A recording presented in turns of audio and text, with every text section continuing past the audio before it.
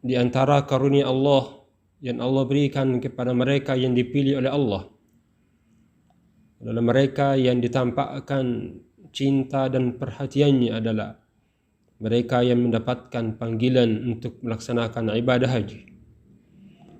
Adalah suatu perjalanan untuk mendekatkan diri kepada Allah Subhanahu wa Ta'ala.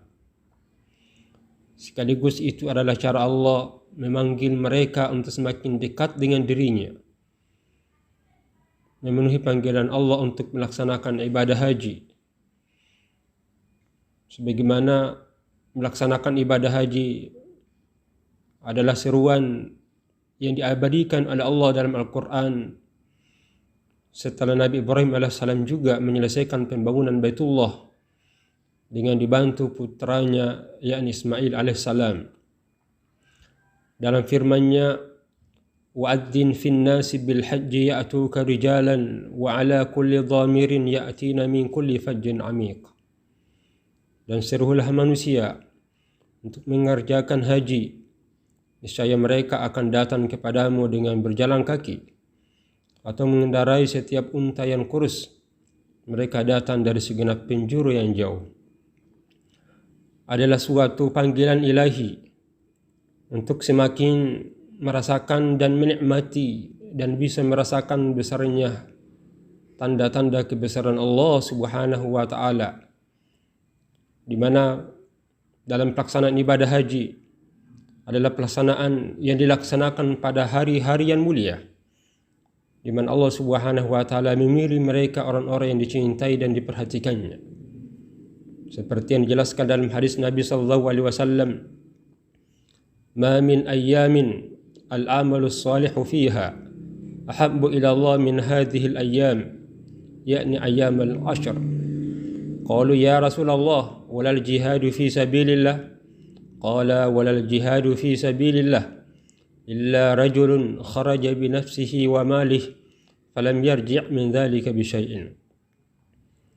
Tidak ada satu amalan saleh yang lebih dicintai oleh Allah Subhanahu wa Ta'ala melebihi amal saleh yang dilaksanakan pada hari-hari ini, yaitu 10 hari pertama pada bulan Zulhijjah.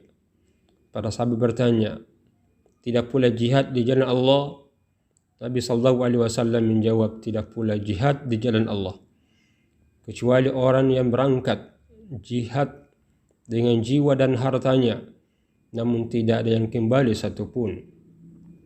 Perjalanan ibadah haji untuk mendekatkan diri kepada Allah dengan melaksanakan segala rangkaian ibadah haji, mulai daripada berihram di miqat, melakukan tawaf, melakukan sa'i, melakukan wukuf di Arafah, melakukan berbagai macam ketaatan dalam bulan yang penuh dengan kemuliaan ini, dalam upaya melahirkan jiwa-jiwa mabrur, haji-haji yang mabrur, yang dimana balasannya itu adalah surga Allah Subhanahu wa Ta'ala. Sebab Nabi sallallahu alaihi wasallam menyatakan, al-hajjul mabrur laisa lahu jazaa'un illa al-jannah, bahwa haji yang dilaksanakan dengan penuh kebaikan, haji yang mabrur, tiada balasan baginya kecuali surga.